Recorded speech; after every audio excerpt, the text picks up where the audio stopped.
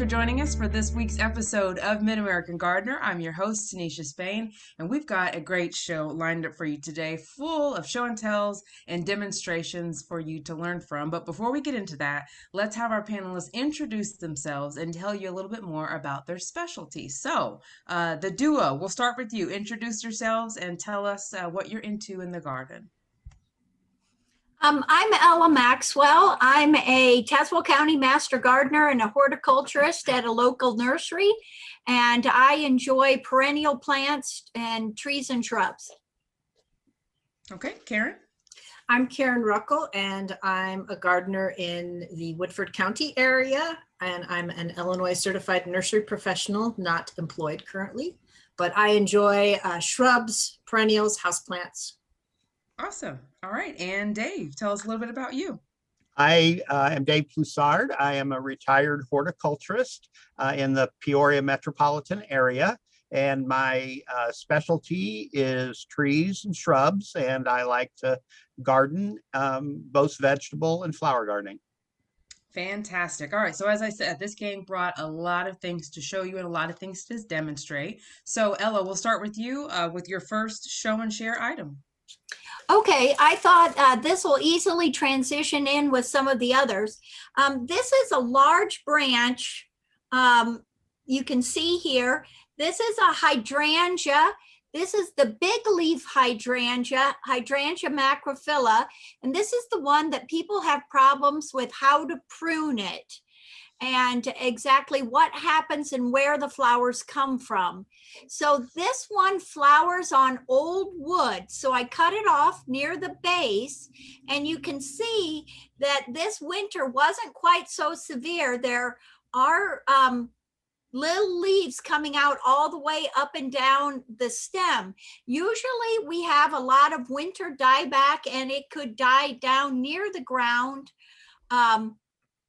So what we're going to see, and I'm going to tell you because it's hard to see, but on these upper branches where these buds are coming from, these are the ones that have the flowers. This is the old wood. So if we were to cut this back way down here, we would cut off that first flush of flowers. This is a reblooming hydrangea, but the first buds will be out in June. You can see them now in the centers here, and they are up much higher on the plant. So this lowest branch here, I checked this one right here, and this is just vegetative growth. And this is what most people find growing, and this is why they're disappointed, because this will not have any blooms. If it does have some blooms, it will come from side shoots that develop in September. So this time of year, it's important to wait until the new growth comes out, and then you can cut them back. Now would be the time also to treat them if you want to make them blue or pink with some products that will change the acidity of your soil or whatever. So that's what I'm showing. So if you lived in an area that experienced some of the frost and the cool temperatures that we've had, is there a chance that folks might have some damage to their foliage or damage to what would have been this year's blooms? Yes, I believe that there was. Now, I do know that this particular one came from someone who didn't cover it, and they seem to have come through okay. But usually a late freeze can damage the hydrangeas. Sure. Okay. All right. Thank you. Thank you. All right, Karen, we're going to move to you. All right, I guess I'll talk about my favorite plant rather than something pruning. So I have a favorite plant, and that's Agastanche, and that's hummingbird mint. And I love this plant, one, because of the flowers and the flower colors you can get with it. And second, that it just has a slight minty smell to it. And so if you brush against it when you're working with it. Did I say the hummingbirds love it? Can't remember if I said that. Oh, They do. I guess I'm not listening to myself too well. But anyway, this plant I really love, but I do not get it to overwinter in my yard from plants that I've put out. So what I typically will do is I'll put it in containers, at least a 14-inch container, and it just does beautifully. It becomes a huge bush and, well, small bush, perennial plant, but it'll do really great. I have had now a seedling that came up in the yard that's overwintered for 2 years in my yard, and it flowers purple. But for some reason, this plant, if I put it in my yard, it'll die. It won't make it through the winter, but I still love them enough that I get them. And this variety I got in 2 colors, an orange and a yellow. And I will just put them in containers, probably one of them in a mixed container, another one all by itself. And then because this spring we had such lousy weather for so long, I kept going shopping. I bought another orange one, but it is a different hybrid, and the bloom is just a little different color. So I'll have to find a place to put that one also. Okay, so 2 follow-up questions. Number 1, how did it become your favorite plant? Because we all have to know that. And 2, tell us about what it needs, light needs, and where you like to put it. It became my favorite plant because of hummingbirds loving it. And so I like to put a lot of plants. I do put feeders out for the hummingbirds, but I also do like to have a lot of different plants that they like to feed from in the garden, because they have different times that they forage. They'll come to the feeder at one time, and then other times of the day I'll see them foraging through the yard. And it's really, for me, it's a very easy care plant in a container. Moderate water needs. I typically have it in at least 6 hours of sun, and it just does really well. I've put it in a little bit more shady area. It still seems to be very sturdy, very strong in its growth, as opposed to even the ones, in full sun where it prefers. Awesome. Okay, thank you so much. We can't go wrong with things that invite hummingbirds, so we'll see. You may have inspired someone else.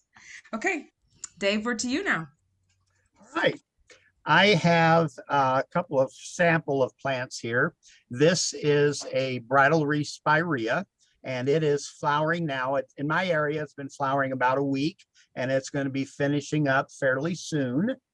And then this is a lilac, and as you probably can see from the camera, that it is finishing up its flowering. It's a late blooming French hybrid, but as a rule, lilacs have finished or are finishing flowering. So what I wanted to mention, a lot of people are not sure when to prune their flowering plants, and the things that are flowering in the spring now, which typically is things that flower, say, from March to the end of May, which would include your bridal wreath spirea, your lilacs, quince, forsythia, things like that flower now. When they're done, this is the time to prune them back. That way you're not ruining your floral display. But if you wait until late in the year to prune them, you will prune off the flowers for next year. So this is very much what Ella talked about, is that spring flowering plants like these flower on the old wood, which that means that they grow during the summer. And as they grow in the summer, they're producing their flowers. And then in the following spring or the following year is when they flower. And if you prune them in the fall, you will prune off the flowers that were produced during the summer. So as a rule, anything that flowers in the spring, you will prune as soon as it's done flowering. And that way you will not disturb your flowers. You'll have the year for new growth and new flowers for next year. Awesome. Thank you. All right, Ella, we're back around to you. Oh, okay. Well, sometimes people are unfamiliar. We have annuals that live for one season. They flower and set seed. And then we have perennials where they flower and the plant lives every season through our winter.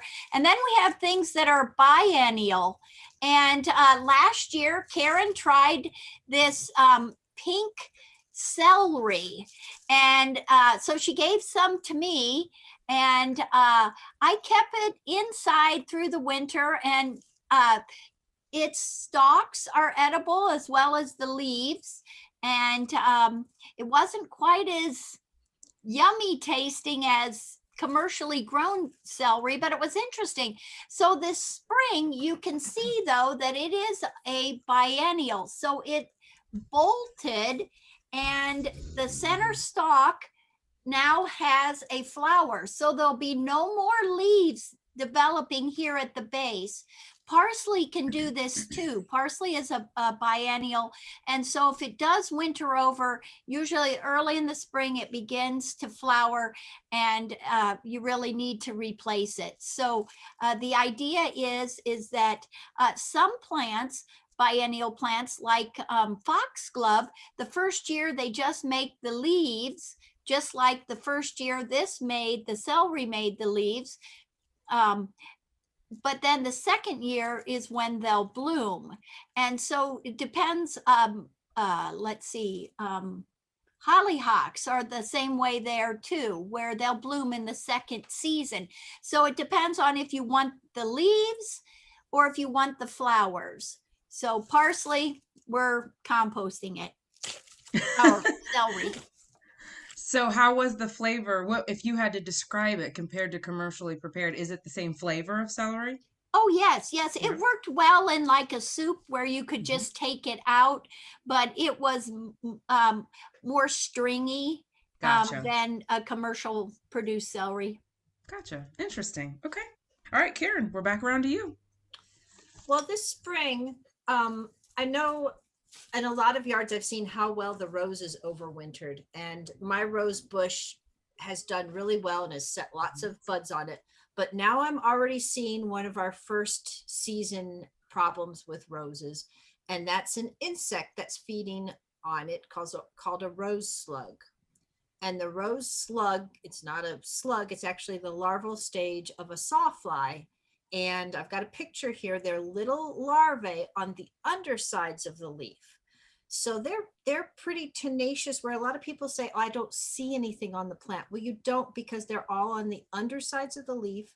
And you'll start to get a window pane effect, because they actually feed on the underside of the leaf and will leave the upper epidermis of the leaf intact. So it's a window pane. That poses a couple problems, because trying to control them, if you just take a spray, an insecticide that's listed for them, and spray it over the top of the plant, he's feeding, or they're feeding on the underside of the leaf. So that chemical isn't going to impact them, because they're not where the chemical is put. So they are a little bit tough. I've seen some recommendations to mechanically squish them or remove them. You know, a rose bush, there's so many little prickers on each individual little leaf that's not doable. But I was happy when I was re-looking at stuff. I honestly, the rose slug always overtakes me. I only have 2 rose bushes, so it's not a big deal. But typically my plants look pretty bad because I don't do anything to control them. But one of the controls that I actually have, because I have problems with bagworms in summer, is a product called spinosad. And that chemical can be used to spray to help control sawflies. So it could be used on the rose bushes. And like I said, the problem is getting on the underside. So I know I got this at a garden center. It's a end of a hose sprayer that you would attach to your garden hose. And what's great about this brand is it does have a little attachment. You take it off and you can get a good 25 foot up into a tree. You put this little deflector on and it'll kind of soften the spray. But the other great thing is it kind of has a spoon shape. So I can turn it upside down and spray on the undersides of the plant to try to get the chemical to where the insect is at. So even if you don't have that particular type of spray bottle, making sure that you get underneath that foliage is the takeaway. Right. And you don't try to remove them. You mentioned that you don't try to go in and pull them off. I mean, in the past I have tried, but some of my roses are just so prickly. You can't get down in, like this rose, with how well it overwintered and how great the growth flushed out. Trying to get down in amongst these little leaflets, it's just too thorny. Yeah. Is there anything in the way of mulch or anything else that maybe you could use to protect or slow down? No, without having to use chemicals? no. I mean, No. it does not typically harm the plant. Now, we always say that if there's other things wrong with a plant and then you get enough stress from something else, drought stress, insect damage, disease, you can kill a plant. But typically a rose slug just aesthetically makes the plant look very ragged looking. It doesn't overall kill or overall harm the plant, but it can get pretty darn annoying when all of your leaves, look holy and then start to brown. And Yeah, gotcha. Okay, thank you, Karen. Okay, Dave, we're back around to you. All right. This is a coleus. Specifically, this is redhead coleus, one of my favorite coleuses. I like it because it has an intense red color and it is partial sun to full sun. I actually grow it in full sun. And what I wanted to talk about is I just bought these and I'm just now getting my tender annuals planted because it's been very cold. We've had frost and I don't like to have to go out and cover all my different flower beds. So I'm just now getting started planting. So this is very tall. I don't know if you can quite tell, but it's rather tall. And if you don't pinch it back, it will grow tall, but not spread out a lot in the garden. So what I like to do is I like to pinch them back. So I just took my thumb and my fingernail and I pinched off the top of the coleus. And now all those little side branches will grow out and it will be a much fuller plant. So that's what I like to do. Not everybody feels comfortable doing it, but it does not take them very long to grow. So I encourage you to do that. The second thing with coleus is they do flower and they send out a kind of a long flower. And I always pinch my flowers off because it kind of takes away from the growing of the coleus. And the flowers are not that special, where we grow coleus primarily for the foliage. So I pinch my flowers off and then all the energy of the plant goes into more of that nice colorful foliage that we like.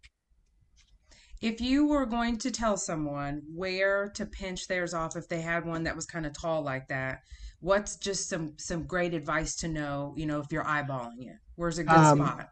Anywhere from halfway to maybe the top quarter of the plant is where I would pinch it. If it's fairly tall. Sometimes you buy them, they're fairly small, so I just do the tip. But if it's fairly tall, elongated like this one, I did that one about a third of the top off. Okay.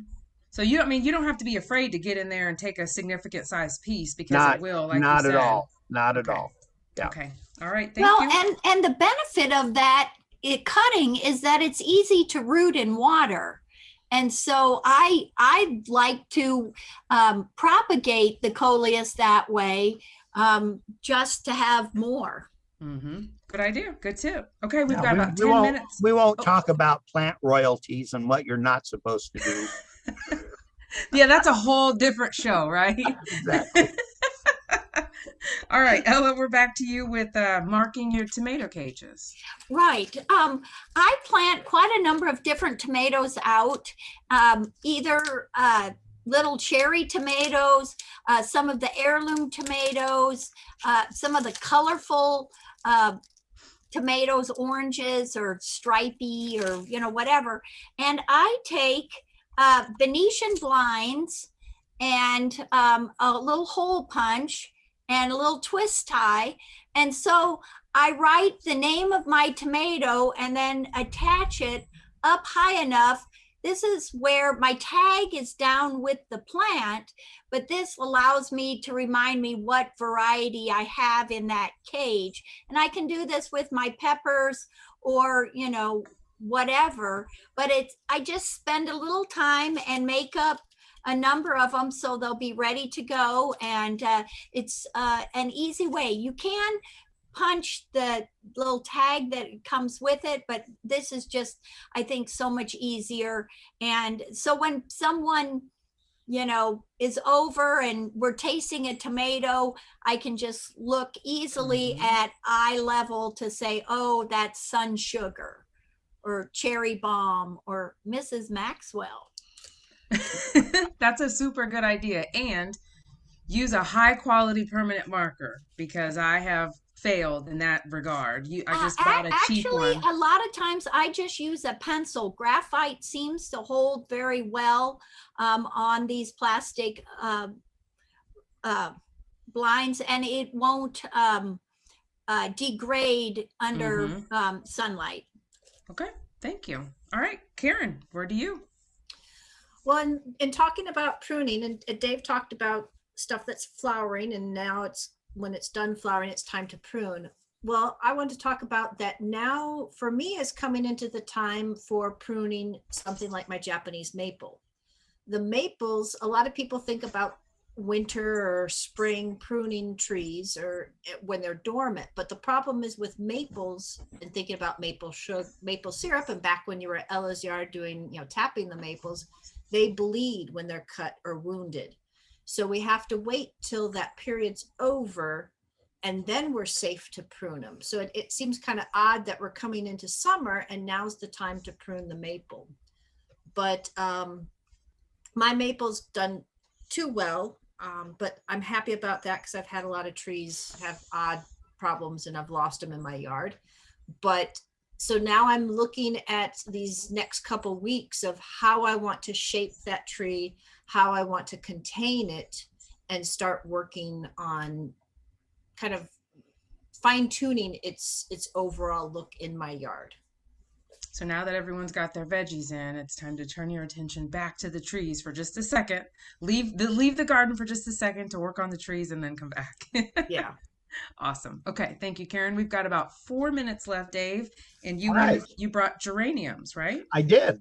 This is a variegated geranium called Wilhelm Languth, and it's my favorite variegated variety, meaning that the foliage is green and white. And I love to use this in pots because it really provides a nice specimen. The color jumps out. It's not everything is green, so it really works well both in the garden and in pots for that reason. But one of the things that I like to do with my geraniums, not just the variegated but the regular one, is when I first plant them, which is this time of the year, I like to disbud them, and that means that I like to take off the flowers, which in this is existing flower. And if you go in and you look toward the center of the plant, you will find the new flower buds developing and growing. And I like to take those off when I first plant them.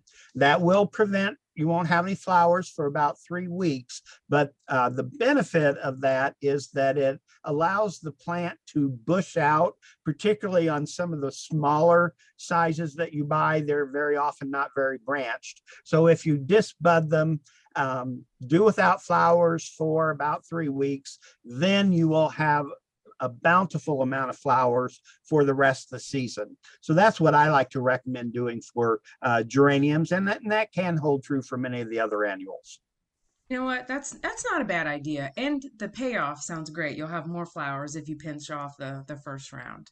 Exactly. Couple minutes left. Ella, before we leave, you had something about fertilizer, and I think it's so important as we're planting everything out to talk about that. So go ahead and share that with us. Okay, I have taken my houseplants from indoors that I've overwintered outside to my patio, and now's the time that I'm going to be fertilizing them, and I'm going to be using a slow release pelletized fertilizer.